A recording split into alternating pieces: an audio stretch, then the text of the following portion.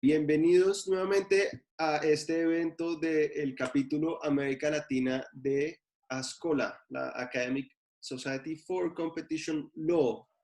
Como ustedes saben, hoy tenemos un coloquio, tenemos un formato diferente a los anteriores porque vamos a escuchar una presentación principal del profesor Francisco Marcos. Después los presento a cada uno de nuestros exponentes y vamos a tener réplicas y comentarios y preguntas por parte de Andrés Calderón y de Lucía Villarán.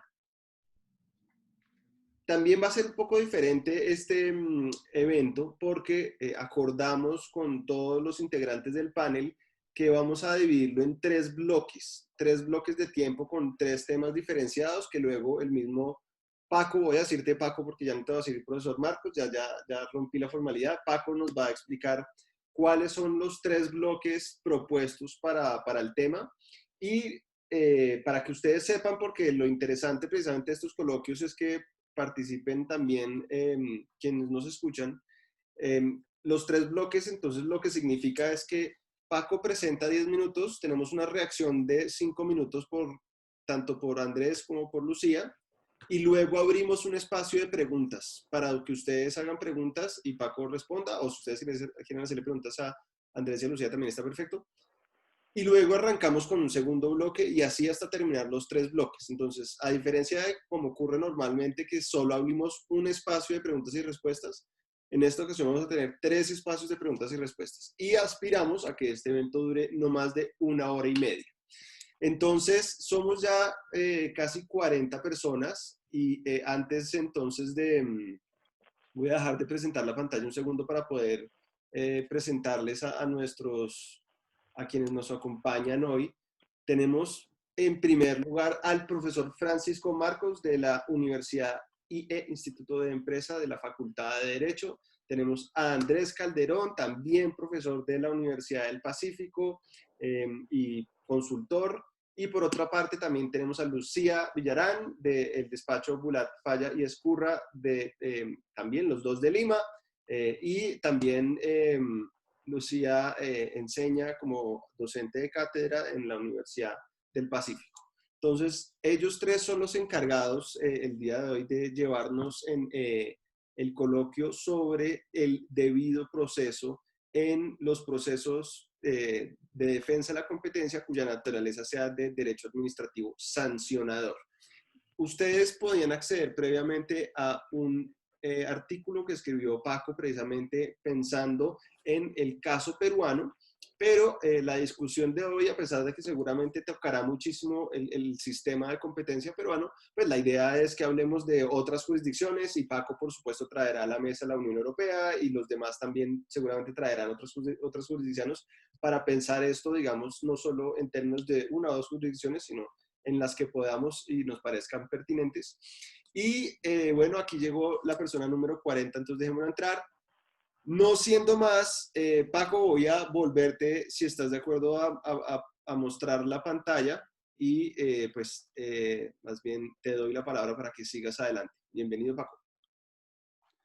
Gracias, Juan David, y encantado de estar con tantos amigos, aunque sea virtualmente. Y gracias a Andrés y a Lucía por prestarse a discutir este tema, ¿no? Lo hemos dividido, como decía antes Juan David, en tres bloques. En el fondo tenéis ese working paper que yo había escrito, que es cierto que se refiere sobre todo a la situación en Perú, pero yo creo que la discusión es extrapolable a cualquier autoridad de defensa de la competencia en cualquier país del mundo, ¿no? Y fundamentalmente en los tres bloques vamos a ver primero, desde el punto de vista de contexto, el sentido de las autoridades de competencia y cómo se organizan, la existencia de distintas organizaciones. Si queréis, es una cuestión más general. Y luego vamos a ver dos cuestiones, los dos grupos de cuestiones en el bloque 2 y 3 más técnicas, pero que yo creo que son relevantes, que es el tema de las garantías en el procedimiento antitrust, el problema de los que yo he llamado de los derechos humanos corporativos, Y finalmente el último bloque, que es también técnico, tiene que ver con el hecho de que las sanciones de las autoridades de competencia sean tan elevadas que se puedan considerar sanciones cuasi penales y cómo afecta esto al régimen de garantías. Después de cada uno de los bloques, como decía Juan David, pues de la intervención que yo haga, que intentaré que sea más breve, de 10 minutos, porque lo que yo sé, lo que yo he dicho, pues ya lo tenéis por escrito, pues hablarán Lucía y Andrés, ¿no? Si vamos al primer bloque, Juan David, la siguiente transparencia, que tiene que ver con por qué existen las autoridades de defensa de la competencia. Es curioso porque la sesión que estamos teniendo ahora coincide con una que está organizando Dani Sokol en Florida, en la que precisamente Bill Kovacic está hablando de este tema, ¿no? Y obviamente pues no podéis escuchar a esa porque estamos en esta, pero bueno, supongo que la graben y la podéis ver luego. Hay un paper que tiene escrito sobre el tema que es cómo medimos el funcionamiento de las autoridades de competencia, ¿no? Yo creo que aquí la reflexión general que en el trabajo yo llevo a Indecopy, pero que se puede plantear en cualquier otra autoridad, es que las normas de defensa de la competencia son normas especiales, no son como otras normas jurídicas pues, que hay en materia de contratos o, si queréis, en materia de propiedad, sino que son especiales. ¿Y por qué son especiales?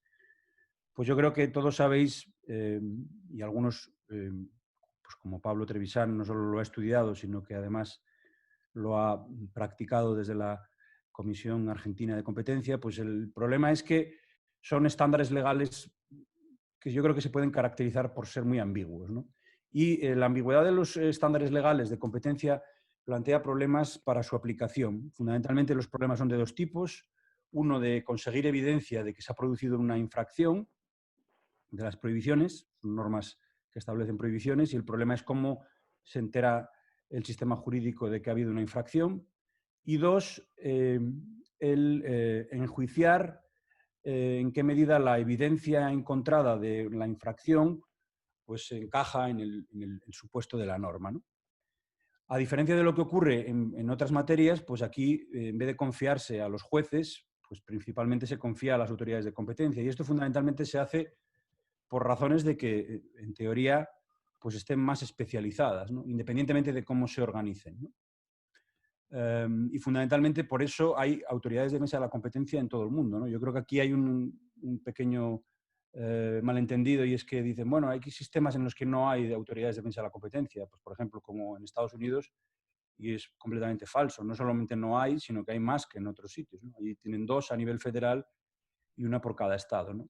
Y la existencia se justifica fundamentalmente porque, ya digo, son autoridades especializadas con personal técnico, jurídico y económico encargado de aplicar esas normas con recursos, con poderes especiales y con procedimientos especiales, ¿no?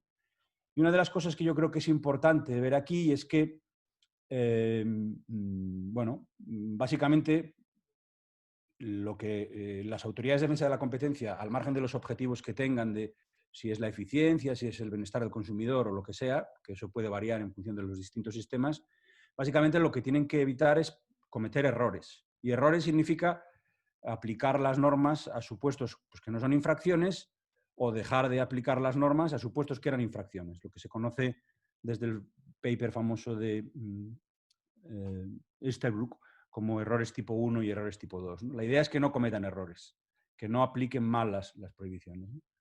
Y para eso, pues los procedimientos de defensa de la competencia suelen tener distintas bueno, organizaciones o garantías. En concreto, por ejemplo, hablando del caso de Indecopy, y que es el que yo analizo en el trabajo que tenéis ahí, pues fundamentalmente hay diversas fases, diversos órganos, aunque uno de los problemas que se plantea en el Perú, y que lo podéis ver en la pirámide que hay dibujada en la transparencia, pues es que el grado de relación que hay entre los distintos órganos puede ser problemático, y se ha cuestionado si eso iría en contra del debido proceso por quebrar el principio de imparcialidad, ¿no? Si vamos a la siguiente transparencia, y ya con esto termino lo que yo tengo que decir sobre el primer bloque, fundamentalmente voy a hacer referencia a... hay un par de libros recientes, una tesis doctoral de Annette Otto, que está publicada por Cambridge, por Oxford, perdón, University Press el año pasado, que habla de cómo se organizan las autoridades de competencia, y hay un famoso libro de Trebilcock y Fox sobre el diseño de las autoridades de competencia. Y aquí el problema es, no hay un modelo igual a otro. Hay autoridades judiciales, hay autoridades administrativas, hay autoridades mixtas, hay infinidad de cosas en el panorama comparado.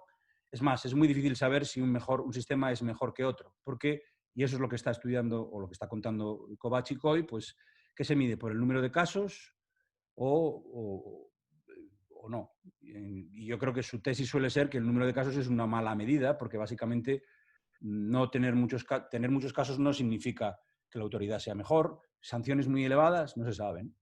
Yo creo que aquí es muy importante poner de relieve que hoy estamos hablando del debido proceso y la organización de las autoridades desde el punto de vista de la imparcialidad, pero es muy difícil separar esta cuestión de otras institucionales que se plantean en la organización de las autoridades, ¿no? Yo creo que aquí el problema es todas las cuestiones de organización institucional tienen impacto en el funcionamiento de la autoridad, y de poco vale que la autoridad sea imparcial si el sistema de nombramiento es defectuoso, ¿no? Y fundamentalmente yo creo que ese suele ser uno de los caballos de batalla que normalmente se plantea en casi todos los sistemas, ¿no? Pues, por ejemplo, siempre se habla de que pues, el modelo de sistema más avanzado sobre designación de integrantes de las autoridades de competencia en todo el mundo es el chileno, ¿no? No tengo dudas de que probablemente sea así, pero seguro que aparte de eso hay otras muchas cuestiones que debemos de analizar, ¿no? Y yo creo que aquí, a mí hay un libro de Neil Commissar que habla de análisis económico del derecho, no habla de defensa de la competencia, pero que pone de relieve que el problema que tenemos aquí es que todas las alternativas son imperfectas. Por eso el título es Imperfect Alternatives. La idea es que lo que ganamos por un lado lo podemos perder por otro. Y es muy difícil diseñar el sistema perfecto. Es decir, si quisiéramos, y a Kovács le encanta siempre hacer las analogías o los símiles en la construcción de instituciones con la construcción de aeronaves o de automóviles, el automóvil seguro 100% no existe, porque tendría un chasis de acero de 7 toneladas y eso impediría que circulara. Entonces tenemos automóviles más ligeros, pero el problema es que si vas muy rápido te matas. Entonces yo creo que con las autoridades de competencia pasa un poco lo mismo, ¿no? Y en el caso de Indecopi, parece ser que la discusión principal tiene que ver con que si el órgano decisor, lo que se llama la Comisión de Libre Competencia, es suficientemente independiente del instructor, pues aparentemente no lo es. Y eso es la queja que se plantea.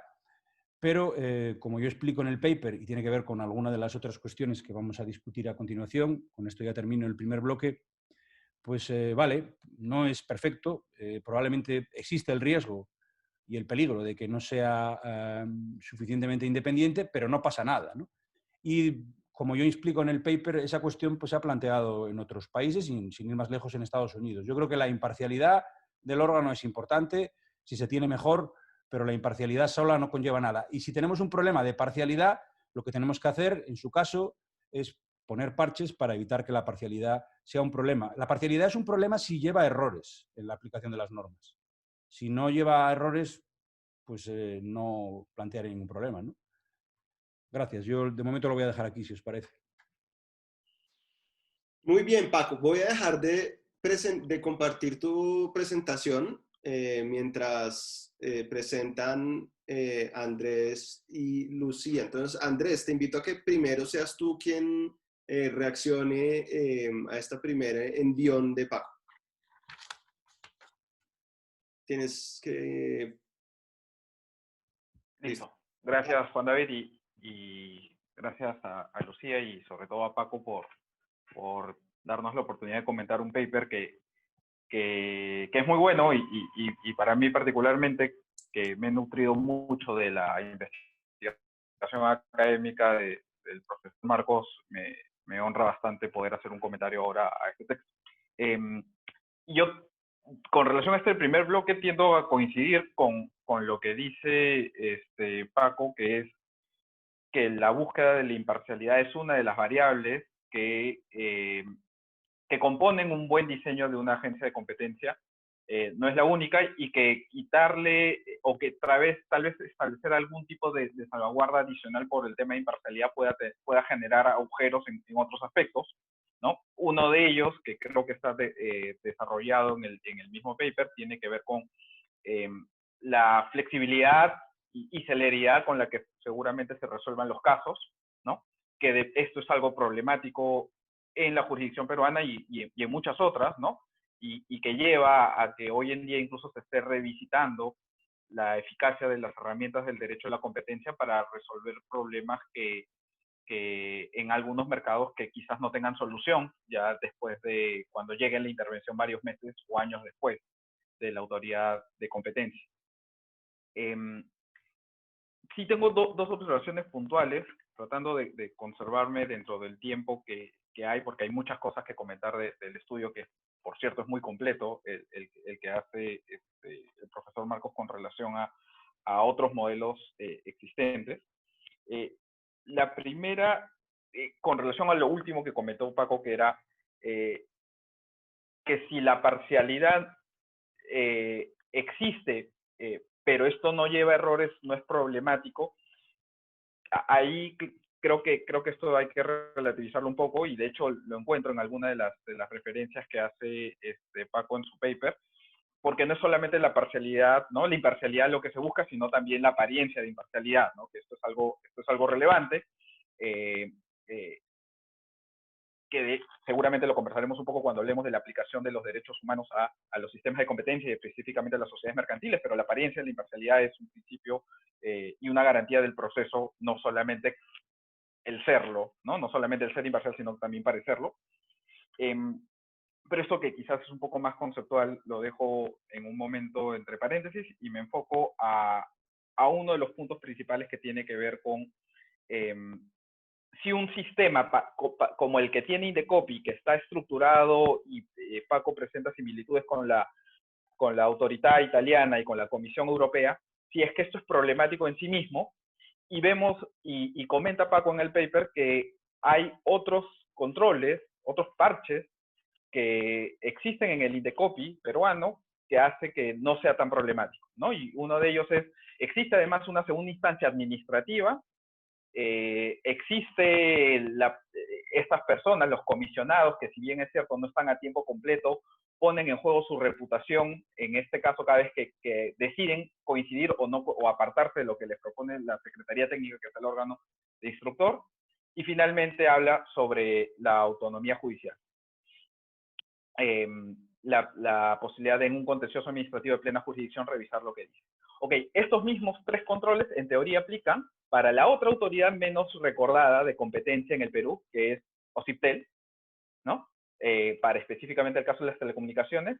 Y yo creería que, habiendo teóricamente los tres mismos parches, sí es problemático en el caso de OCIPTEL. Creo que es muy evidente que la existencia de un tribunal superior no necesariamente te lleva a minorar el riesgo de parcialidad. La estructura que tiene OCIPTEL, por ejemplo, para quienes no lo conocen, es tan problemática que primera instancia y segunda instancia dependen de una misma gerencia.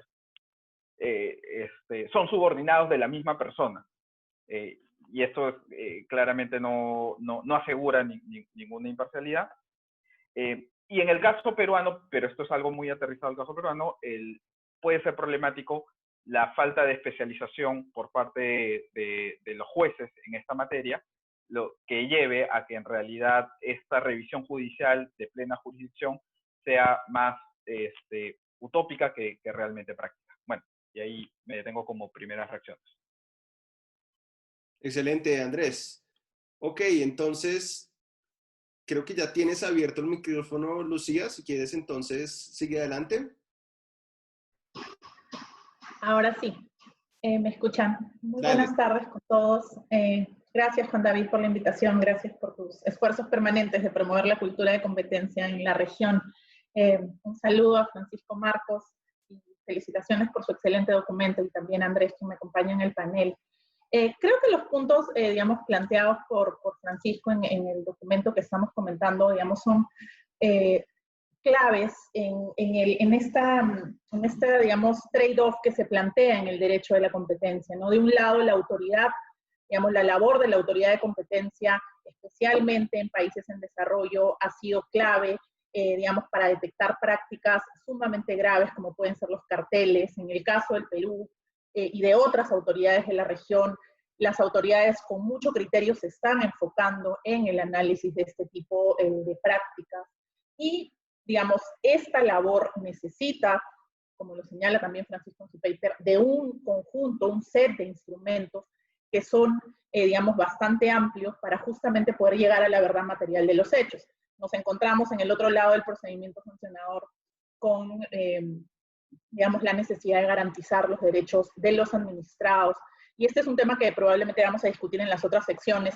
Francisco, digamos, habla mucho del tema de los derechos de las personas jurídicas, y esto es correcto. Sin embargo, también es cierto que existe una notoria tendencia a incluir a personas naturales en el marco de estas investigaciones, lo cual obviamente también ha incrementado el poder disuasivo digamos, de las investigaciones de la autoridad, ¿no? Entonces creo que la pregunta, digamos, que está detrás de todo este trabajo, y en general es una pregunta que se aplica al derecho al antitrust, es cómo establecer este adecuado balance, ¿no? La imparcialidad y la neutralidad deben ser unas garantías del debido procedimiento, pero también es importante contar con autoridades, digamos, que tengan fuerza para poder realizar las investigaciones. En este caso particular, digamos, se analiza en el caso de Indecopi una de estas garantías del debido procedimiento que tiene que ver con la imparcialidad de la autoridad y que tiene que ver con el modelo peruano, que es un modelo particular en términos de, digamos, de cuántas funciones concentra la agencia, y no es un modelo tan distinto, como señala Francisco en su documento, en relación con, digamos, la interdependencia que existe entre la Secretaría Técnica, que es la autoridad investigadora, y, digamos, la comisión, que es quien decide. Yo creo que, digamos, el tema del sesgo confirmatorio existe, ¿no? Y creo que tampoco es una realidad que Francisco niega, en su paper creo que es claro. Sí, recurriendo a algunas cifras que he sacado de un documento de mi amigo Agustín Valencia, si analizamos, por ejemplo, una continua entre el 2006 y el 2016, solo en el 15% de los casos la comisión se apartó de la recomendación de la, digamos, Secretaría Técnica, y esto, si lo relacionamos, digamos, con un modelo acusatorio, como es el modelo chileno, tenemos que las cifras en el periodo pueden, digamos, se duplicaron, es decir, en el 30% de los casos, el Tribunal de Defensa de la Competencia en Chile se apartó de la recomendación de la Fiscalía, ¿no? Entonces, digamos, como dice Francisco, y en eso estoy de acuerdo también, es difícil establecer un modelo un parámetro de efectividad. Pero creo que, digamos, estas cifras muestran que sí efectivamente existe una tendencia, porque hay una alta, digamos, coordinación, digamos, interrelación, y porque además existen otros factores que digamos, facilitan a este sesgo confirmatorio. Pero creo que sí hay que ir al punto central, digamos, que más allá del sesgo confirmatorio, y esto también, digamos, se señala en el documento, y creo que estoy de acuerdo, o sea, más allá de eso, lo más preocupante es la falta de independencia del poder político antes que ese sesgo confirmatorio. Entonces, creo que aquí sí, digamos, hay un trabajo que hacer en términos de, digamos, fortalecer la autonomía de la Secretaría Técnica, y que probablemente pasa por fortalecer precisamente el diseño institucional, ¿no? Creo que, digamos, es indudable que por lo menos en el caso del Perú, el Indecopi tiene una probada garantía de credibilidad y análisis técnico, pero como conversábamos también antes con los panelistas, creo que el tema es ir más allá de las personas y pensar en la sostenibilidad de las instituciones, ¿no? Entonces, creo que el tema de la independencia del órgano investigador, en este caso la Secretaría Técnica, pero esto aplicaría también a otras jurisdicciones, debe ser garantizado a través de considerarlo como un órgano independiente. Esto no necesariamente ahora está así en la Ley de Represión de Conductas Anticompetitivas, y creo que pasa también, digamos, ya con miras a una reforma institucional que, de un lado, digamos, permita fortalecer esta autonomía, pero que al mismo tiempo recoja, digamos, el amplio expertise ya ganado por la Secretaría Técnica.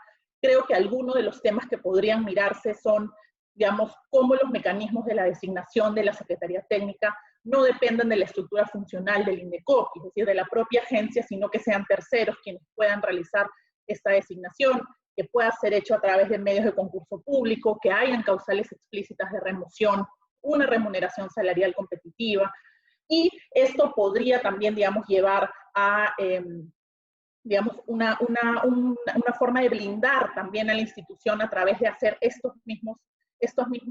utilizar esos mismos mecanismos con lo que puede ser la Comisión de Libre Competencia, que es la primera instancia, y el propio Tribunal de Defensa de la Competencia. Creo que esos aspectos son indiscutibles, digamos, se menciona en el documento de Francisco, se menciona por la OSD en la revisión que ha hecho, digamos, del sistema INDECOPI, ¿cierto? Cómo fortalecemos estos mecanismos a través de designación por concurso público, remuneraciones salariales competitivas, el mismo hecho de que los miembros de la comisión puedan tener puestos, digamos, de dedicación permanente en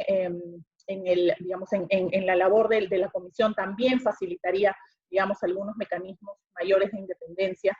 Y creo que a la larga yo también, al igual que Francisco, pondría el foco en ese tema. En el caso de Perú, y creo que esto aplica a otros modelos, en blindar a las instituciones, más allá de que a pesar de las limitaciones con las que ha actuado la institución, lo ha hecho de una manera muy predecible y muy técnica, como es el caso de INDECOPI. Creo que esta preocupación existe actualmente en el INDECOPI, que ha planteado varias propuestas de reforma institucional, y creo que es un tema que a la larga justamente busca brindar las garantías necesarias y solucionar esta suerte de trade-off entre, digamos, los derechos de los administrados y la necesidad de tener sanciones efectivas en materia de libre competencia. Lo dejo ahí por ahora. Gracias. Perfecto. Muy bien, Lucía. Vamos muy bien de tiempo. Aprovecho para contarles que ya somos 56 en este coloquio, así que a pesar del horario resultó ser muy atractivo. Bienvenidos todos y además aprovecho para dar las gracias a Paco, a Lucía y a Andrés por haber aceptado también participar en el panel. Muchísimas gracias. Paco, hay dos preguntas que llegan desde Colombia en el chat y voy a leerlas en voz alta. La primera de Olga Mutis dice, una de las razones para que existan las autoridades de competencia es el conocimiento técnico en relación con las prohibiciones antitrust. Mi pregunta es, ¿podría ser una razón para que no se le permita a tribunales arbitrales fallar sobre infracciones a la libre competencia o a la existencia de una posición dominante en algún mercado? Y la segunda pregunta de Jaime Muñoz Reyes es, ¿en razón a qué criterios se puede calificar a las autoridades de competencia? ¿Cuáles son los parámetros? Celeridad, estructura, resoluciones, ámbito de trabajo. Y por último, Paco, yo me tomo la atribución de hacer también una pregunta y es, hasta aquí hemos hablado sobre todo de las agencias de competencia. ¿Qué podemos hablar acerca de los tribunales que controlan la legalidad de las decisiones de esas agencias? Donde hemos visto casos extremos en algunos lugares donde los tribunales básicamente casi siempre confirman las decisiones en un 99% y en otros lugares donde estamos viendo lo opuesto, eso quizás tú sabes mejor que yo, donde los tribunales sistemáticamente están dando de baja esas resoluciones de la autoridad. Entonces, Paco, este es tu espacio para responder. Ok, respondo a lo que yo pueda y si eso que me ayuden Andrés y Lucía, ¿no? Empiezo por la última, que es más fácil, y la de Olga, pues le agradezco la pregunta, pero yo no sé si seré capaz de responderla, ¿no? Respecto a lo que tú dices, y yo creo que está vinculado un poco a lo que comentaba Lucía y a la pregunta de Jaime, ¿no? Jaime Reyes, yo creo que es un error fijarse solo en las autoridades de competencia como la institución y no ver todo el cuadro, ¿no?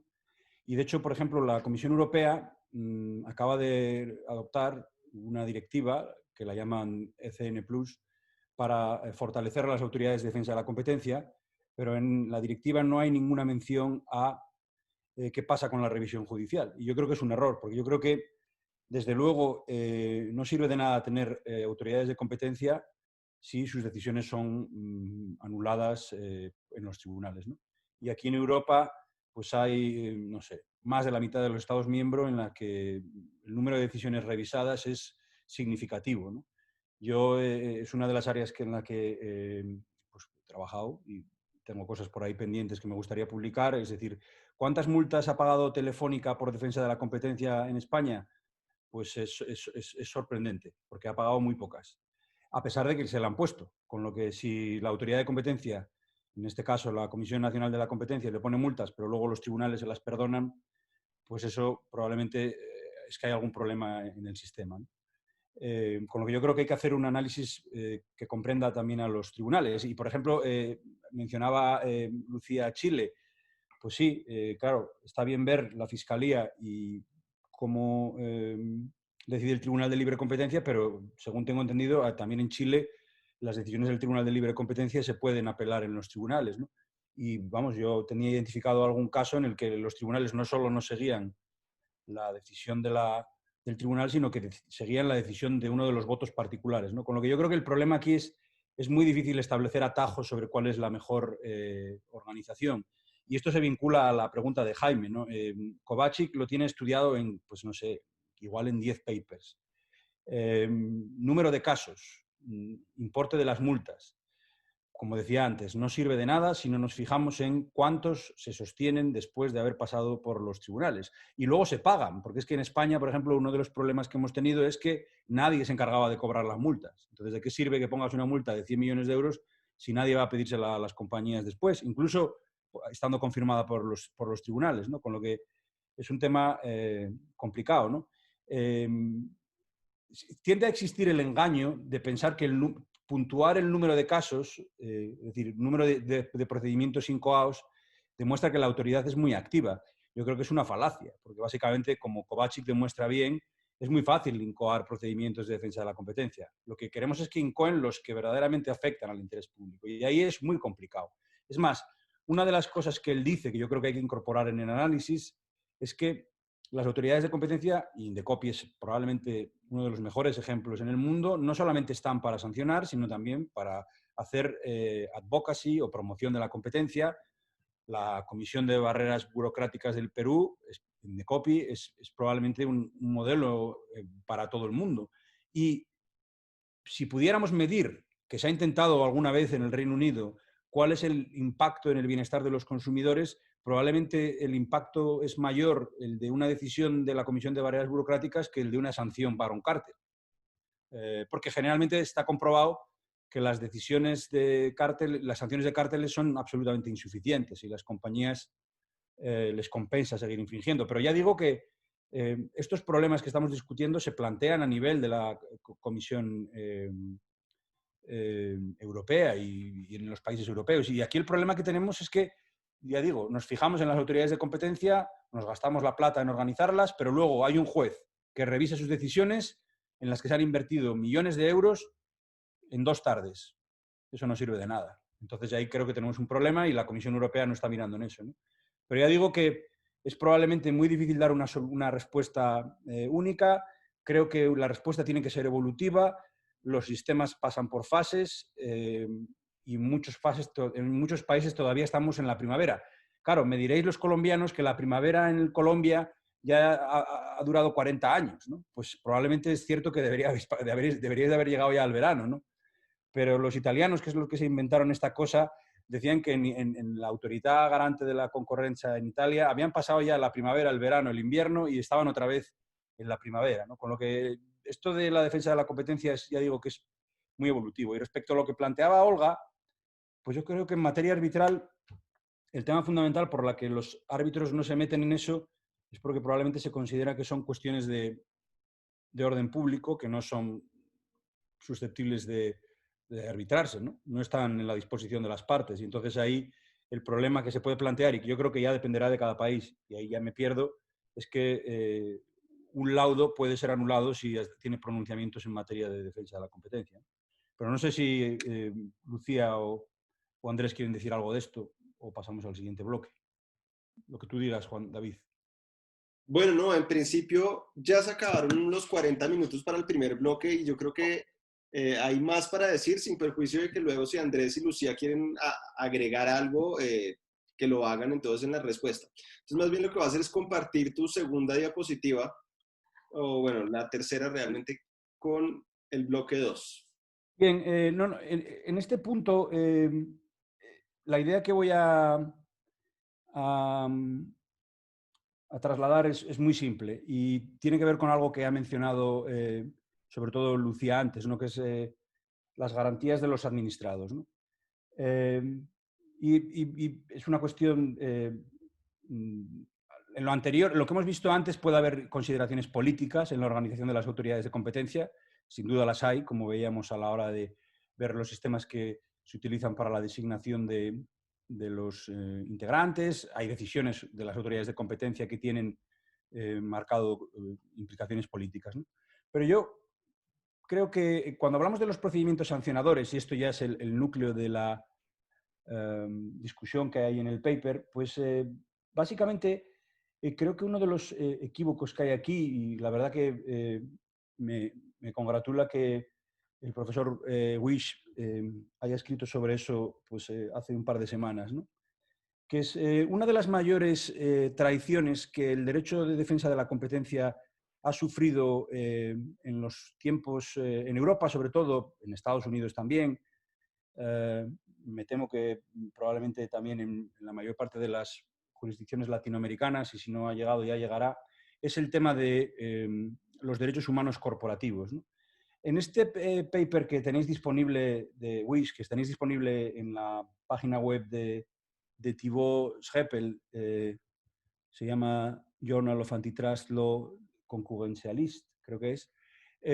Wish analiza los 4 o 5 razones por las que él cree que los abogados de defensa de la competencia son malos para la defensa de la competencia. Y uno de los puntos que él desarrolla tiene que ver con los derechos humanos corporativos. Y él explica algo que yo comparto, que es que en Europa la Convención Europea de Derechos Humanos, que se utiliza como modelo en otros sistemas, en otras regiones del mundo, se crea o se adopta en la posguerra después de las guerras mundiales pues para proteger a las personas desvalidas frente a las torturas o frente a los abusos de poder que les llevaran a confesar crímenes que no habían cometido.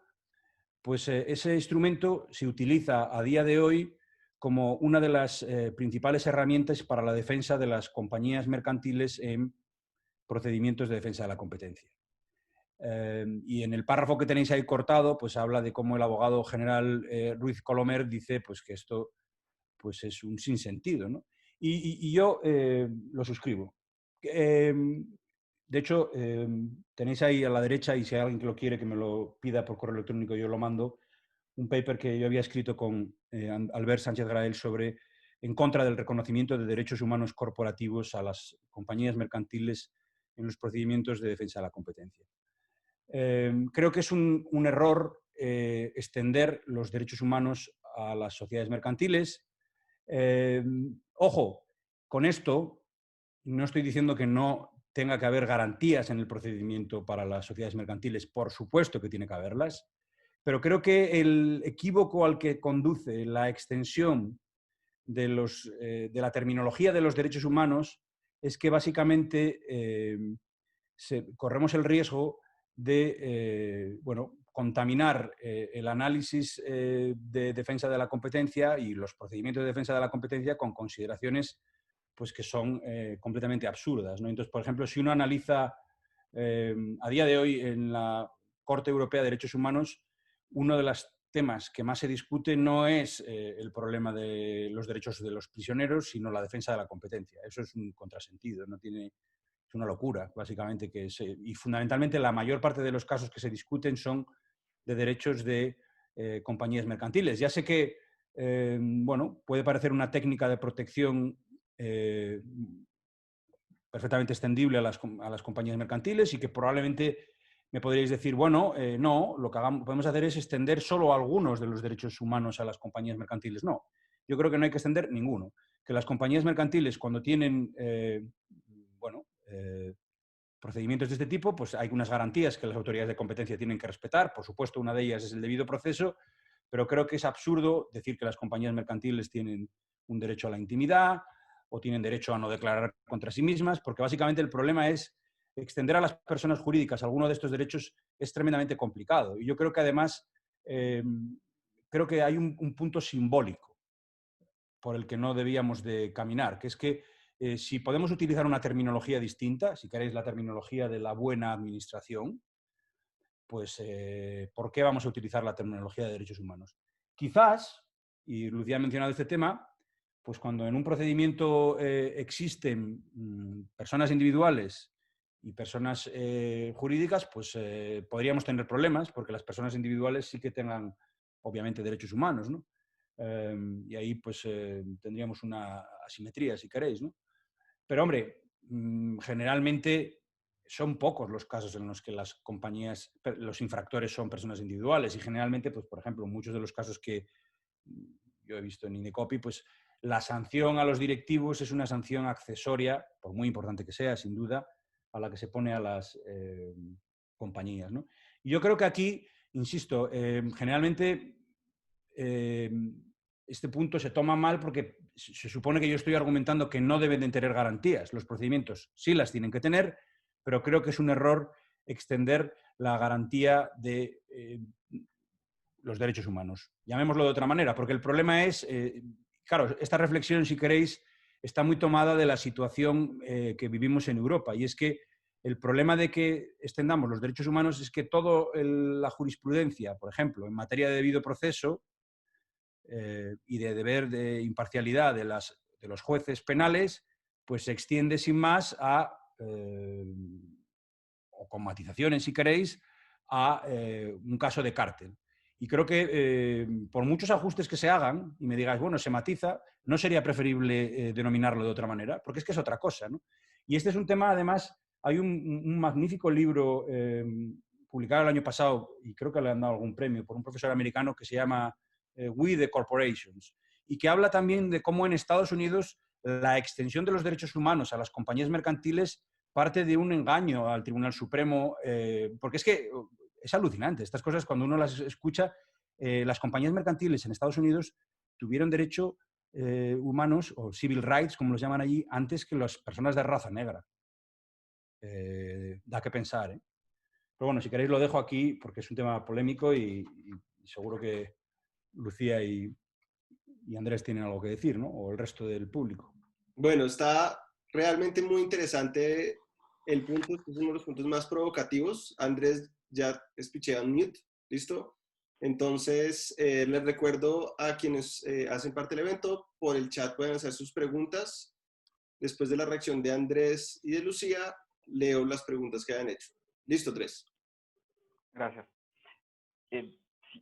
Si uno lee las resoluciones de libre competencia que emite el Indecopy, y probablemente también ocurre cuando uno revisa las resoluciones de la Superintendencia de Industria y Comercio de Colombia, o las del Tribunal de Defensa de la Libre Competencia en Chile y de algunas autoridades, puede encontrar algo que quizás es sintomático con relación a lo que dice Paco, que es que una buena parte de la resolución se va a ir en defensa en teoría, de derechos o garantías vinculadas con el debido proceso, ¿no? O sea, igual yo tengo un problema con en general la dificultad que tenemos los abogados de escribir en corto, pero de resoluciones de 400 páginas, que en verdad no deberían ser así, pero 100 páginas van a ser de temas de forma, ¿ya? Y de contestación de la autoridad, de tener que explicarle a los abogados de parte por qué cada derecho fundamental, no voy a utilizar la palabra humano porque creo que no lo suelen usar, pero por qué cada derecho fundamental no resulta aplicable o no está vulnerado en el caso concreto. Esto al dato anecdótico de comprobar que sí, efectivamente, creo que el abogado litigante del derecho a la competencia muchas veces le hace daño a la efectividad misma del derecho a la competencia, o distrae la conversación de los asuntos más importantes. Hay derechos, más allá de la calificación, de si le damos ese objetivo de derechos humanos, hay derechos y hay garantías que tienen las sociedades mercantiles en un procedimiento sancionador de libre competencia, sin duda, y creo que eso no lo discute Paco y tampoco lo voy a hacer yo. La pregunta es si son los mismos o de la misma intensidad de los que podría alegar una persona, y yo creo que aquí va por el camino correcto. Yo coincido con el punto de que no son inmediatamente trasladables. No creo que, y de hecho lo he discutido con gente que está en la práctica privada, no creo que haya un mismo derecho a la no autoincriminación ni siquiera de personas naturales en un procedimiento de libre competencia, si es que uno piensa en el origen del derecho a la no autoincriminación, que tiene que ver con el abuso de parte de los órganos de investigación y de parte de la policía, que puede generar que una persona termine siendo forzada a declarar contra sí mismo. Pero alguna vez he escuchado ese argumento decir que si la Secretaría Técnica se lleva documentación privada o un colaborador, un clemente, o un solicitante de recompensas entrega comunicación o información de la que él formó parte en una empresa privada, eso va contra el derecho a la no autoincriminación, y me parece un sinsentido que además no tiene correlación con el origen de ese derecho, ¿no? Que viene a ser, en última instancia, es como que tratar de forzar la figura para proteger el interés del litigante en el caso concreto. Pero hay otros derechos, yo sé que estamos enfocados más en el tema de la imparcialidad, pero hay otros derechos que también me generan dudas, ¿no? O sea, tampoco creo que haya un derecho a la intimidad de las personas jurídicas, pero claro, en el marco de una investigación uno podría decir, sí tenemos que establecer algún tipo de garantía para que el secreto de las comunicaciones no sea levantado de manera irrestricta, de manera antojadiza por parte del órgano de investigación. En Estados Unidos, un tema que a mí me genera bastante preocupación o inquietud de los derechos fundamentales que puede alegar una persona jurídica, tiene que ver, por ejemplo, con el derecho a la libertad de expresión que puede alegar una plataforma cuando decide moderar contenidos o decide regular qué cosas puede ir en su plataforma y qué no, y si es que esta plataforma es dominante, ¿no?, como una red social, esto puede ser considerado como una infracción antitrust, podría llegar a ser considerado como una infracción antitrust, pero en el caso de Estados Unidos probablemente tenga la primera enmienda como un limitante a poder hacer eso, ¿no? O sea, es algo así como que, oye, la persona jurídica tiene derecho a la libertad de expresión, y aun cuando esto pueda afectar a la competencia, no va a ser aceptado. Y esa parte de mí, por ejemplo, sí me parece problemática. O sea, me parece problemática el pensar que un derecho humano de esta naturaleza puede impedir una persecución antitrust cuando realmente exista una teoría del daño y un caso bien construido.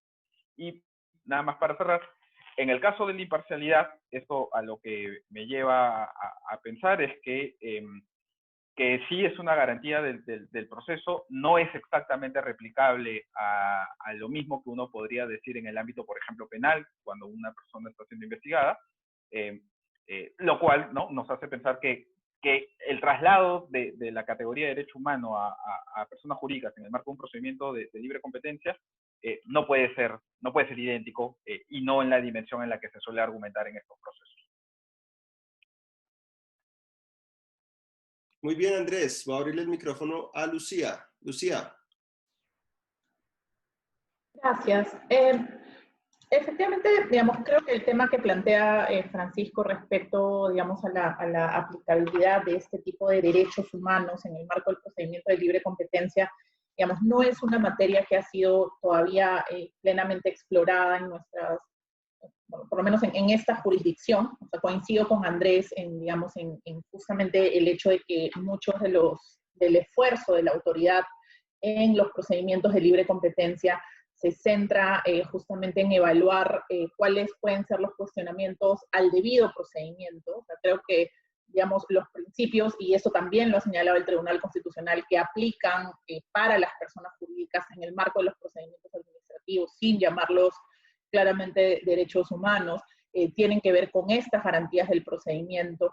Y sobre ese punto, y creo que voy a volver sobre esto, dado que este tema, digamos, de los derechos humanos que plantea Francisco no ha sido tan explorado. Creo que uno de los temas que él plantea en el paper, justamente referido al derecho a la imparcialidad, es importante, digamos, revisarlo desde la perspectiva de un poco de las jurisdicciones más latinoamericanas, de países en desarrollo, ¿no?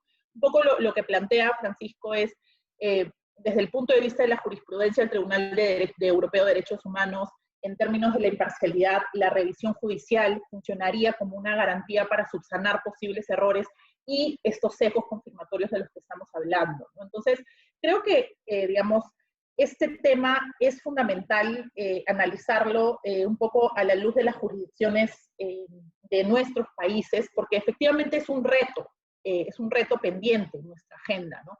Entonces, digamos, parece sencillo señalar que efectivamente cuando hay una revisión judicial, digamos, está garantizado el principio de la imparcialidad y el problema es cuál es esa revisión judicial, ¿cierto? Entonces, creo que en nuestros países esa problemática es muy grave, porque efectivamente, a pesar de que en el caso del Indecopi existe una segunda instancia administrativa, como en muchas otras agencias, que puede realizar un control de legalidad y, digamos, verificar el cumplimiento del debido procedimiento, en materia judicial no existen, digamos, tribunales especializados en materia de defensa de la competencia. Entonces, digamos, esta garantía de revisión no se da en los hechos, no se da en la práctica, ¿no? Y esto, digamos, no es un tema netamente, digamos, privativo del derecho peruano. La revisión de la OCDE, en el caso de Chile, que es un sistema bastante, digamos, más avanzado, señaló que justamente, digamos, el sesgo de confirmación en el poder judicial de las decisiones de la autoridad de competencia era un tema preocupante, ¿no? Porque efectivamente, digamos, lo que se tenía que garantizar era que, digamos, simplemente no se haga un análisis de formalidad o de nulidad, sino que más bien los jueces cuenten con la especialización para, digamos, poder analizar las materias complejas que plantean este tipo de casos, ¿no? Entonces, digamos, sí han habido una serie de recomendaciones de los organismos internacionales. En el caso del Perú, el peer review se ha planteado así, que, digamos, es importante establecer cortes especializadas encargadas de evaluar estos casos, ¿no? La adopción de reglas procesales que permitan acceder a las cortes a un nivel de especialización necesario, ¿no? Entonces, creo que sí, digamos, es importante también en términos de cuando hablamos de las garantías que se dan a las personas jurídicas y un poco hablando de si se subsana o no con una revisión judicial, plantear este aspecto y aterrizarlo a la realidad y pensar qué podemos hacer para fortalecer esta agenda pendiente, ¿no? Porque no es un tema, digamos, menor desde la perspectiva de estos derechos que yo coincido con Francisco que son los que se deben garantizar, son los del debido procedimiento, los otros, digamos, efectivamente pueden tener cuestionamientos, pero desde esta perspectiva creo que, digamos, el razonamiento del Tribunal Europeo es sumamente claro y digamos, da muchas luces, pero en el caso aplicado a nuestra realidad tiene muchos problemas con los que todavía vamos a tener que batallar en términos de diseño institucional y fortalecimiento de las autoridades judiciales en materia de competencia. Eso lo dejo por aquí y después en el tercer bloque quería comentar algunos temas de debido procedimiento. Perfecto, muy bien, Lucía. Bueno, ya tenemos dos preguntas para Paco, voy a leerlas en voz alta. Paco, te va a abrir el micrófono de una vez. Bueno, acaba de llegar de hecho una tercera. Va la primera pregunta de Laura Marcela desde Bogotá. En Colombia recientemente se ha cuestionado que las visitas que realiza la autoridad de competencia dentro de una investigación preliminar por prácticas restrictivas de la competencia deberían estar sujetas a un control previo de otra autoridad, una orden o una autorización, para que ese proceso te haga garantías. ¿Cuál sería su opinión al respecto? Listo. Tema visitas administrativas en Colombia. Siguiente pregunta de Geraldina Leiva, que agradece la exposición. Dice, mi pregunta es, ¿qué tan mala o buena puede ser la independencia de la autoridad de competencia cuando lo que se persigue también, sobre todo en autoridades con normativas incipientes, es fortalecer su política de competencia, lo cual podría alimentarse de un grado de dependencia de las estructuras ejecutivas de gobierno, pensando en que la autoridad de competencia esté mejor alineada con esa política que pretende implementar? Y una pregunta que me pasaron por lo interno, entonces no sé si puedo decir quién fue, dice, para Paco, en aquellos casos en que la autoridad instructora forma parte de la autoridad decisora, ¿considera que el principio de imparcialidad estaría salvado porque sus decisiones puedan ser impugnadas ante los tribunales contenciosos administrativos? A propósito, esta es una pregunta desde El Salvador de Janet Portillo. Saludos, Janet. Y retomo, ¿o es necesario que se excuse de conocer el instructor en la etapa de deliberación? Y la segunda pregunta, ¿qué opinión le merecen aquellos modelos de procedimientos en los que el legislador estableció que la fase probatoria se dilucide ante el instructor del procedimiento. Por ejemplo, la prueba testimonial y la autoridad decisora solamente retoman lo recabado en la fase de instrucción para analizarla y resolver lo que corresponda.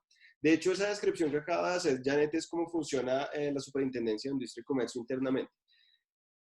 Paco, yo tengo una última pregunta que ya te había hecho previamente en una conversación que tuvimos para preparar el panel. Es la propuesta que tú haces de que no se use el marco de los derechos fundamentales o los derechos humanos, sino otro tipo de garantías. ¿Cómo la acoplas con el hecho de que ya hay una jurisprudencia decantada en muchos países de décadas en relación con, no solo para temas de competencia, sino para otro tipo de trámites administrativos y también judiciales, en donde se le extiende limitadamente esos derechos fundamentales a las sociedades, ya sean comerciales o sin ánimo de lucro? Digamos, ¿cómo acoplas tu propuesta a la existencia, digamos, ya de esa jurisprudencia? O sea, tu propuesta como para incluso implementarla sería, no, ¿deberían limitarla constitucionalmente o simplemente los tribunales deberían empezar a cerrar ese camino? Listo, Paco.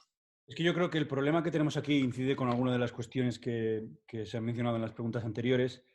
Es que generalmente estas cuestiones, y por eso decía antes, al principio, Andrés, las decisiones de las autoridades de competencia suelen detallar en decenas de páginas cómo se han respetado los derechos de las partes, porque generalmente los jueces, cuando revisan las decisiones de las autoridades de competencia, no se van a meter en el fondo de si era o no cártel, sino más bien van a ver, ¿tuvo la compañía, se respetó su derecho a ser oído? Y generalmente vamos a tener que las causas o los causales de anulación tienen que ver con el quebrantamiento de los derechos de las partes. Yo creo que tú me dices, ¿cuál es tu propuesta? Pues en Europa no la tengo, o la que tengo a lo mejor no es factible, porque el Tribunal Constitucional Español, España es parte de la Convención Europea de Derechos Humanos y la Comisión Europea también tiene que seguirla por cómo funcionan las cosas en Europa, pero a mí lo que me parece terrible es que la Convención Europea de Derechos Humanos se discuta en el Perú o en Colombia, porque por muy relevante que sea la norma, pues, y la jurisprudencia, pues me parece que es meter por la ventana un camión. Y bueno, si, ¿sabes? Creo que se extienda esta corriente a todo el mundo porque algunos hayan cometido un error, pues dejar a cada país que lo cometa o a cada tribunal constitucional, pues me parece una mejor solución. Probablemente la tendencia a extender derechos fundamentales a las compañías mercantiles es una tendencia universal, ¿no? Pero yo creo que, aunque sea solo, si queréis, por razones retóricas y simbólicas, por todo, si queréis, el equipaje que trae consigo, yo creo que es desafortunado traerlo a defensa de la competencia, ¿no? Alguna de las preguntas que han hecho es muy interesante. La pregunta colombiana parece que tiene una respuesta rápida, es fácil, ¿debería de existir una garantía para los allanamientos? Que un juez se pronuncie. Pues en principio todos vamos a decir que sí, pero yo os voy a contar la experiencia en España. Por ejemplo, aquí creo que la autoridad de competencia puede optar si va o no con el mandamiento judicial. La diferencia, de acuerdo con la ley, la diferencia de si va o no con mandamiento judicial es que sin mandamiento judicial la inspección solo tendrá lugar si la compañía accede a que la inspección tenga lugar. Es decir, solo si la compañía dice, pues pase usted, pues podrá hacer la autoridad de competencia la inspección. Lo cual es complicado porque las compañías están obligadas a no obstaculizar las actividades de las autoridades, ¿no? Entonces, es difícil saber si se pueden negar, porque si se niegan, aunque no haya mandamiento judicial, podrían ser sancionadas por obstrucción, ¿no? Es complicado. Entonces, yo creo que el derecho español es terrible en este sentido, con lo que las autoridades de competencia lo que suelen hacer en España es pedir el mandamiento judicial. Pero el sistema es tan defectuoso que en ocasiones, y ha habido varios casos, yo he escrito sobre el tema, las autoridades judiciales, una vez que han pedido que la autoridad de competencia pide orden para inspeccionar, han dado traslado de esa orden de inspección al inspeccionado, con varios días de antelación, para que estuviera bien preparado de que el lunes iban a venir a inspeccionarle y que lo tuviera todo bien borrado, ¿no? Entonces, pues, ¿y por qué ocurre eso? Pues porque por algo que yo creo que tiene que ver con lo que mencionábamos antes, ¿no? Y lo ha mencionado también Lucía ahora, y es que, claro, el problema es si fiamos muchas cosas a los jueces y los jueces no están preparados y no están equipados o no saben, pues entonces estamos haciendo un agujero terrible en el sistema, ¿no? Y yo creo que las inspecciones aquí es terrible, es decir, pero no ha ocurrido una, sino más veces. Es más, ha ocurrido alguna vez que lo que han hecho las compañías es impugnar ante el juez la orden de inspección a la que en teoría no deberían de haber tenido acceso. Y claro, es una cosa, una situación absurda, ¿no? Es más, se generan todo tipo de estrategias, porque ponte que tienes un cártel de 10 compañías, a todas las inspecciones, a algunas les llega la orden previa de que van a ir, a otras no. No se llaman entre sí porque hay clemencia por juego. Imagínate si juegas también con recompensas, Andrés, pues el sistema es terrible, ¿no? Y yo creo que eso tiene que ver con que los jueces, es una dimensión normalmente olvidada, ¿no? En este caso, como auxiliares para las inspecciones, pero coincido con vosotros también para la revisión judicial, ¿no? En cuanto a la pregunta que planteaba Geraldina, pues hombre, yo creo que el problema, y es en las autoridades incipientes que ella llama, suele ocurrir bastante, es que no hay independencia, son absolutamente dependientes. Entonces, hombre, que ella pregunte, ¿y qué grado de independencia tienen? Pues ninguno, cero. Y pues no sé, hay muchos países, y como ocurre en Europa, se dice que hay, pero no se mencionan cuáles, en los que la independencia no existe, no existe. Y en muchos casos no causa problemas, pero también es cierto que hay muchas autoridades de competencia que no causan problemas porque no van detrás de los ladrones, de los cartelistas, ¿no? Entonces nadie se queja, ¿no? Generalmente yo creo que la política de competencia no suele figurar entre la agenda de los gobiernos como una de las más importantes, ¿no? Entonces, bueno, tampoco pasa nada, pero de ahí independencia creo que hay cero, ¿no? Y creo que lo que preguntaba también desde El Salvador sobre si yo entiendo que se corrigen los problemas de falta de imparcialidad por la existencia de revisión judicial, pues yo sé que hay un problema en el procedimiento administrativo, sé que habría otras maneras de organizarlo y, de hecho, por ejemplo, en Indecopi yo creo que es una cuestión curiosa. Es decir, en las discusiones que, por ejemplo, ha habido en el Perú sobre el tema, el propio expresidente de Indecopi ha dicho, pues sí, podemos organizarlo de otra manera, pero tal y como está es así. Antes ha surgido el tema de pagar bien a los integrantes de las autoridades y que no se dediquen a esto solo a tiempo parcial, sino que lo hagan full time. En España todas las autoridades regionales de defensa de la competencia son a tiempo parcial. ¿Por qué? Pues porque no se quiere gastar más dinero en eso. Y se prefiere gastar en respiradores para los hospitales. ¿Qué opción es mejor? Pues no lo sé, es complicado, pero eso lo tienen que hacer los políticos. Yo creo que también es cierto que hay que darse cuenta que y a veces nos equivocamos, no nos equivocamos, no, estamos trastornados los que nos dedicamos a defensa de la competencia. Este es un valor muy importante, sin duda, pero hay otros muchos. Y este puede no ser el principal en la agenda de los gobiernos o en los textos legales de cada país, ¿no? Paco, pues te voy a abrir la última diapositiva para que comiences el último bloque. Bien, también aquí voy a ser breve, ¿no? Fundamentalmente esta es la parte que tiene que ver con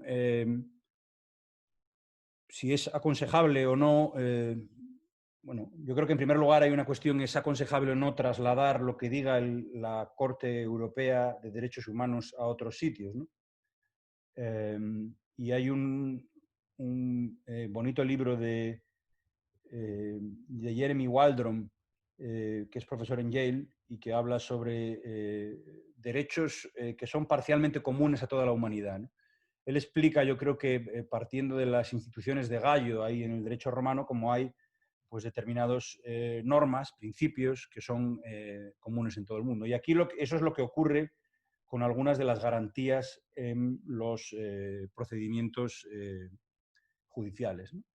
Aquí el tema fundamental, y es de nuevo una cuestión técnica, es superado el tema de los derechos humanos corporativos, llamémosle como les llamemos, lo que el Tribunal Europeo de Derechos Humanos ha dicho y se ha planteado en algunos casos es, bien, desde el punto de vista de la garantía del debido proceso y la imparcialidad del órgano, que es el artículo 6 de la Convención Europea de Derechos Humanos, aquí fundamentalmente lo que se exige es que quien investiga no juzga.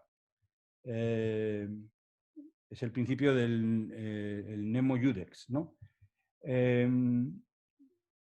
Y aquí el problema que hay, y por eso esto tiene que ver con el derecho penal, es que toda la jurisprudencia del Tribunal Europeo de Derechos Humanos sobre este principio de imparcialidad, debido proceso y separación de la instrucción y la resolución se construye originariamente en casos que tienen que ver con delitos. Es de derecho penal. El artículo 6 habla de procedimientos penales. Entonces el tema que se plantea aquí es, ¿y cuando estamos en defensa de la competencia esto aplica? Y aquí fundamentalmente el Tribunal Europeo de Derechos Humanos, y yo creo que en otras jurisdicciones los tribunales constitucionales han dicho que las garantías o los derechos del procedimiento penal deberían extenderse al procedimiento administrativo sancionador. De nuevo, como en el bloque anterior, la extensión no es completa o íntegra, sino que es parcial, matizada, dice el Tribunal Europeo de Derechos Humanos, de tal manera que la regla es, en este punto en concreto, debe de existir separación entre la instrucción y la resolución en los procedimientos penales y también en los procedimientos de defensa de la competencia. Y esto se argumenta sobre la base de que los procedimientos de defensa de la competencia sancionadores, como otros procedimientos administrativos sancionadores, pueden acarrear la imposición de sanciones que son cuasi penales. Y son cuasi penales porque, aunque no son de privación de libertad en pues, prácticamente ninguno de los países que estamos hoy en esta reunión, pues son de tal cuantía económica que se considera que son pues, prácticamente de naturaleza penal, ¿no? O sea, que en principio debería de ser así.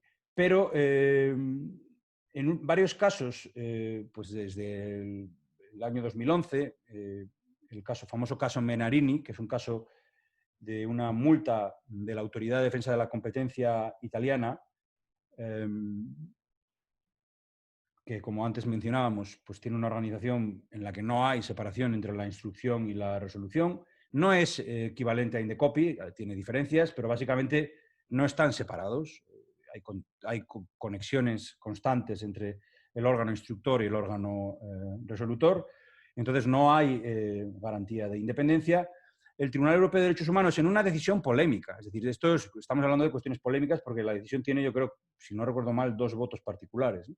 Pero dice pues que, vale, no hay parcialidad, pero el derecho del debido proceso se ve garantizado si esa decisión, que podría ser parcial, que podría ser, como mencionábamos antes, tener ese sesgo confirmatorio, o sea, que el órgano resolutorio se haya limitado a copiar lo que ha dicho el órgano instructor, o como me dirían probablemente algunos colegas peruanos, que la decisión del órgano resolutor no ha sido inscrita por el órgano resolutor, que la escribió el órgano instructor. Si eso puede ocurrir, porque, no sé, alguien se sienta en el órgano resolutor, con lo que generalmente nadie permite que le escriba las cosas, ¿no? Si tiene un nombre que defender. Pues eso no plantearía problemas siempre y cuando hubiera revisión judicial. Y en Italia, pues como ocurre en otros muchos países, pues hay no solo revisión judicial en una instancia, sino que hay 2 o 3 instancias de revisión. Y ahí lo que entramos, que es una cuestión que yo creo que se ha mencionado de manera colateral antes, no sé si por Andrés, es que lo importante es que el control judicial sea pleno y los jueces tengan capacidad para anular completamente e incluso adoptar una decisión que sustituya a la de la autoridad de competencia. Y la discusión que hay en Europa en muchas jurisdicciones es si los jueces pueden entrar a hacer ese análisis, porque el problema que se plantea aquí es que, en concreto respecto de la Comisión Europea, se dice que y entronca con lo que hablábamos al principio, como estas normas son tan específicas, requieren un análisis experto que suele incluir cuestiones económicas que a los jueces se les escapan, pues hay lo que se llama un margen de apreciación que desarrolla la autoridad de competencia que los jueces no podrían revisar. Y eso probablemente plantea problemas desde el punto de vista de la perspectiva del Tribunal Europeo de Derechos Humanos. Y si os parece, lo dejo aquí. Muy bien. Andrés, tienes el micrófono por abrir.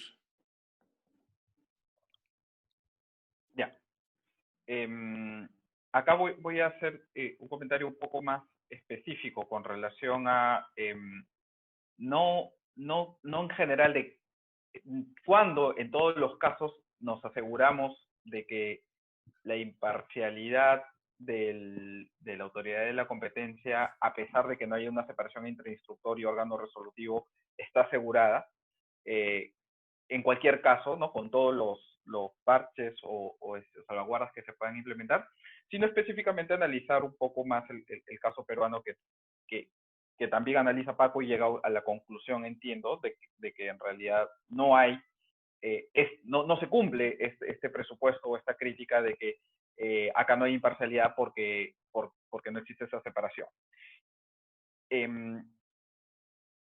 Y el caso o las referencias al Tribunal Europeo de Derechos Humanos sirven como para la argumentación de Paco, en el sentido de que esta jurisdicción plena de revisión nos ayuda justamente a combatir el riesgo de la imparcialidad y bueno, y es coherente con toda la argumentación previa de que no todos los derechos humanos son idénticamente trasladables al procedimiento administrativo sancionado de defensa de la competencia. Entonces yo me pregunto, ¿en el Perú existe esto? Potencialmente sí, ¿no? Porque tenemos un contencioso administrativo de plena jurisdicción, pero yo me preguntaría más bien si es que esto es algo que la sola existencia de esta instancia judicial ya elimina que en un caso concreto pueda haber habido un sesgo de confirmación o que pueda haber habido una afectación a la imparcialidad. Y mirando una sentencia del Tribunal Europeo de Derechos Humanos, que es un caso reciente, que creo que es el que motiva la reflexión del artículo de Richard Wish, ¿no? El caso de SA Capital Oil contra Finlandia, ¿no? Hace una evaluación muy específica del caso y hace una evaluación de cómo se condujo la instancia judicial con relación a la decisión de la autoridad para llegar al veredicto, ¿no? De que no ha habido una afectación a los derechos de la empresa investigada. Y me parece interesante y me parece correcto ese tipo de análisis, porque podríamos llegar a la conclusión de que en un caso en realidad sí se ha presentado también esta afectación en la medida tal ¿no? Que con evidencia del caso, ¿no? podamos llegar a la idea de que la conclusión de que una empresa cometió una infracción antitrust se dio sin que haya un órgano independiente que realmente revisara. Y esta finalmente va a ser una revisión, creo que incluso más que jurídica, probablemente de hechos, ¿no? de datos concretos que ayuden a verificar si es que esta hipótesis que se planteó en el caso de la Secretaría Técnica o cualquier órgano de investigación es una hipótesis que ha sido prudentemente revisada por parte de una autoridad, sea la Comisión de Libre Competencia, sea el Tribunal de Libre Competencia o la Sala de Defensa de la Competencia en el INDECOPI, o sea por un juez o una corte contencioso administrativa. Y creo que esto es algo a lo que podemos llegar, ¿no? Y que creo que comparto en ese sentido la reflexión, ¿no? De que no podemos alegar simplemente que la sola ausencia de esta separación ya es un caso, es una evidencia de ausencia de imparcialidad, como tampoco podemos llegar a la conclusión de que el hecho de que haya un contencioso administrativo de plena jurisdicción te garantiza en todos los casos que sí haya existido imparcialidad. Muy bien, Andrés, muchas gracias. Vamos con Lucía. Ya deberías poder abrir tu micrófono. Sí, creo que, bueno, un poco ya había adelantado algunas reflexiones sobre el tema, digamos, de la revisión judicial. Creo también, yendo un poco al comentario específico que plantea Andrés, creo que en el caso peruano también, digamos, esta situación debe incorporar el análisis del rol del tribunal administrativo, ¿no? O sea, creo que efectivamente, digamos, a diferencia de lo que se hace en el Tribunal Europeo, no solo saltar, digamos, de la instancia administrativa a la revisión judicial de plena jurisdicción, sino también tomar en cuenta, digamos, las garantías de independencia que puede tener el Tribunal Administrativo para analizar estos temas. En el caso, digamos, del INDECOPI, nuevamente, si nosotros vemos estos temas, efectivamente, digamos, existe un porcentaje de confirmación del 80%, que podría ser un dato, digamos, en un periodo analizado, un periodo de 3 años, que les pongo solo para poner un ejemplo, que objetivamente, si nosotros tomamos el dato, puede ser, bueno, efectivamente también hay un sesgo confirmatorio en el tribunal administrativo, pero también creo que uno debe ir un poco más allá y desagregar un poco cuáles son los aspectos, o sea, el tipo de casos que ha sido analizado, ¿cierto? Porque, por ejemplo, en este caso el porcentaje del 20% representaba 4 resoluciones, pero en el que el tribunal hizo una reducción de la multa impuesta en primera instancia mediante la reformulación del cálculo de los criterios de graduación de la sanción. Entonces, digamos, este análisis cualitativo permite apreciar una revisión independiente de una segunda instancia administrativa que de alguna manera podría, si se quiere, limitar este tema del sesgo confirmatorio. Entonces, creo que, digamos, sin perjuicio de los comentarios que hice en la sección anterior, que creo que son muy relevantes respecto a, coincido con Andrés, no basta con que exista una instancia judicial, ni siquiera basta con que sea de plena jurisdicción, sino que hay un trabajo que hacer en términos de tribunales especializados en materia de la competencia, en la duración de los procedimientos de libre competencia en sede judicial, que en el Perú excede los 10 años, ¿cierto? Ahora, por supuesto que hay casos que han sido confirmados por la Corte Suprema, casos sumamente emblemáticos del INDECOPI, en la sanción de carteles, en el uso de la prueba indiciaria, etcétera, que son muy relevantes para fijar un estándar a nivel judicial. Pero efectivamente esta jurisdicción esta revisión efectiva no se da en los hechos por, digamos, falta de capacidades, recursos, etcétera, que se tienen que entrenar. Sin embargo, creo que es importante en el caso de tribunales administrativos también hacer, como decía, un análisis cualitativo de cuál es, digamos, el rol del propio tribunal en la revisión de la decisión de la primera instancia, más allá de las estadísticas y ver, digamos, cómo está analizando en el caso concreto, ¿no? Nuevamente, volviendo al comentario inicial de Andrés, esto creo que varía un poco en términos de la Agencia de Competencia Indecopi y la Agencia de Competencia Ofitel, porque ahí, digamos, las garantías de independencia podrían ser más cuestionables, dado que comparten una misma secretaría técnica, ¿no? En el caso del tribunal, a pesar de que el número de confirmaciones es alto, sí encontramos, digamos, importantes casos en los que este análisis de marca una pauta para la primera instancia y de alguna manera puede limitar digamos, este sesgo confirmatorio del que estamos conversando. Lo dejo por aquí.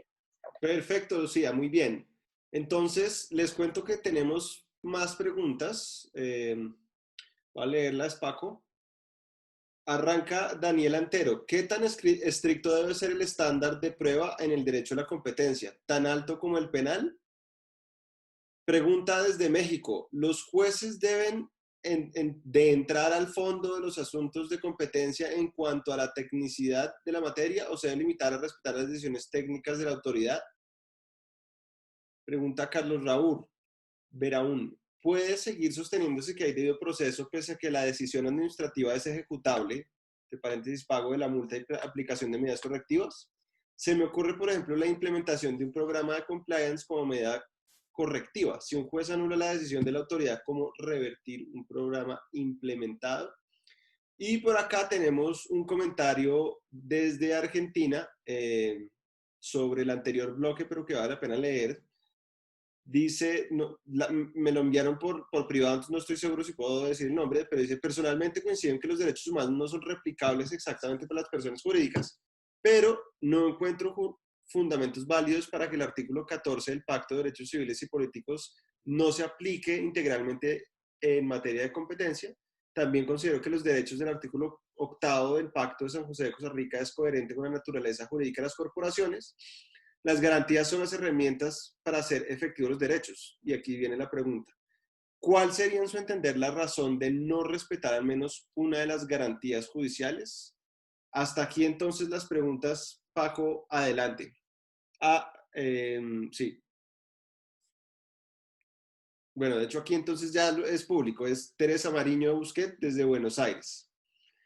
Y Teresa complementó la pregunta. ¿Considera usted que se podría sancionar por obstaculización cuando una corporación no presenta un documento que la incrimina y que le ha sido requerido? Ahora sí, Paco, déjame, te abro tu micrófono. Listo. Bien, no sé, yo, vamos, me estáis examinando. Yo no he tenido que hacer exámenes a los alumnos por la pandemia, pero vosotros me estáis examinando a mí. Yo creo que no tengo respuestas para alguna de las cuestiones.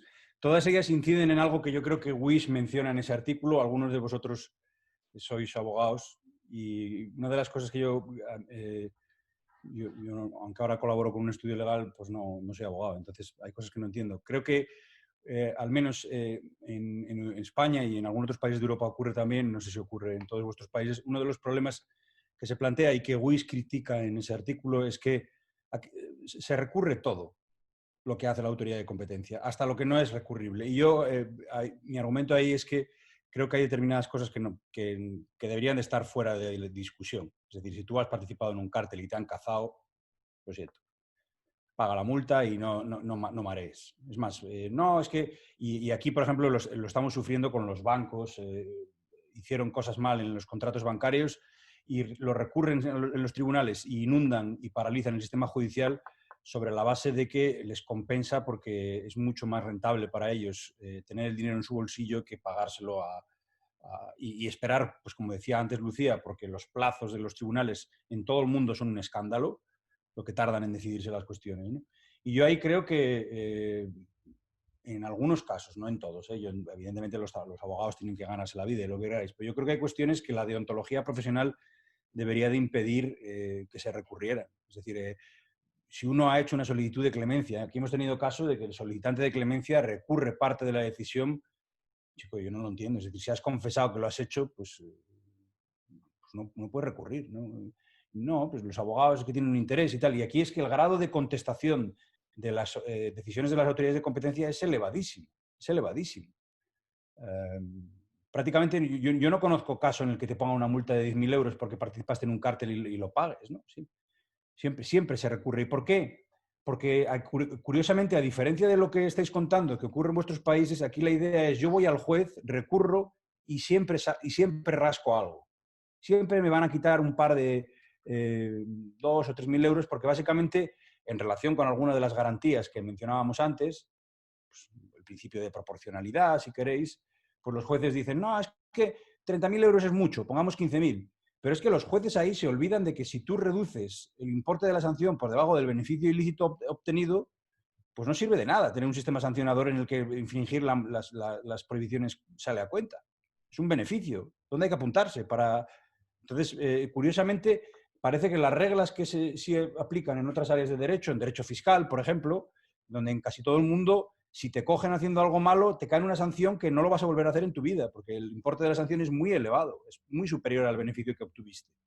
Entonces yo creo que aquí en defensa de la competencia, por alguna razón, insisto que está muy bien que Richard Weiss lo haya escrito en pocas páginas hace poco tiempo, porque verdaderamente creo que a lo mejor, y él no lo dice así, es un mensaje para los navegantes en este sector. Sí, discútanlo todo, pero hay determinadas cuestiones que quizás no deberían discutir, ¿no?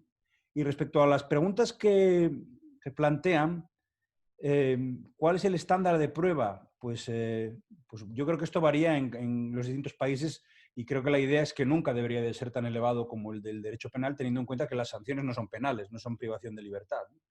Pero es una cuestión pues, que podría llevar mucho tiempo y que, por ejemplo, en Europa ni siquiera el estándar es igual en los distintos países, ¿no? Y luego, claro, la pregunta de Carlos, Raúl, pues es un poco teórica. Es decir, ¿qué pasa si yo como remedio de la autoridad he tenido que implementar un programa de clemencia, de compliance, y ahora resulta que anularon la decisión de la autoridad? Pues hombre, no creo que la implementación del programa de compliance haya sido algo negativo para la compañía. De hecho, probablemente estaría bien que lo hubiera tenido en cualquier caso. Con lo que si no veo, porque Carlos Raúl, y esta es la idea de lo que estábamos discutiendo antes, a lo mejor había algún abogado que se le podría ocurrir reclamar la responsabilidad del Estado porque me hayan obligado a implementar un programa de compliance que luego ha sido anulado, ¿no? Yo no lo haría. Creo que no, que está un poco más allá de los límites, ¿no? Y yo no sé si se me queda algo en el tintero, pero ya digo que hay cuestiones que no puedo responder porque yo soy un humilde profesor con pocos conocimientos. Bueno, pero un humilde profesor que nos ha presentado un documento y más allá de ese documento, una exposición muy provocadora que ayuda a pensar salir de la caja, cuestionar, bienvenido sea. Le voy a dar la palabra tanto a Andrés también como a Lucía para que quieran, para despedirse y si quieren decir algún mensaje final.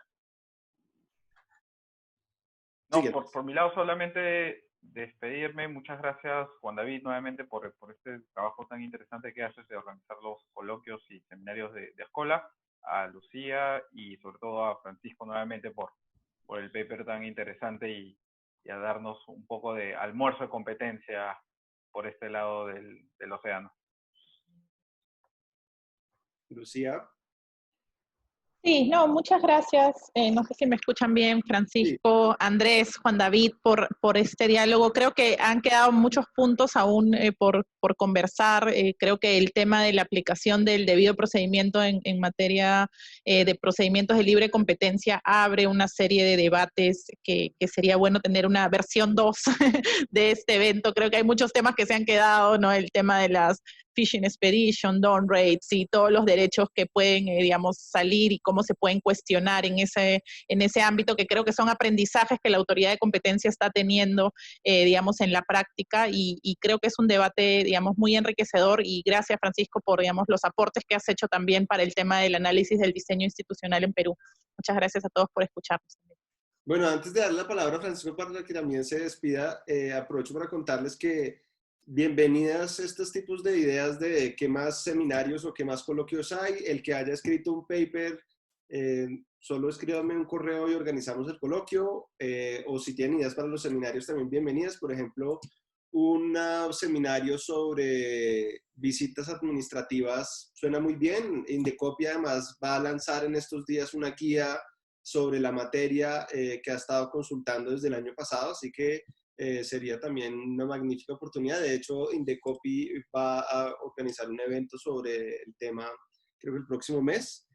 Y bueno, los eventos de Ascola América Latina son para todos ustedes, los interesados en el derecho a la competencia, así que bienvenida su compañía. Y ahora sí, Paco, tu despedida. Gracias, Juan David.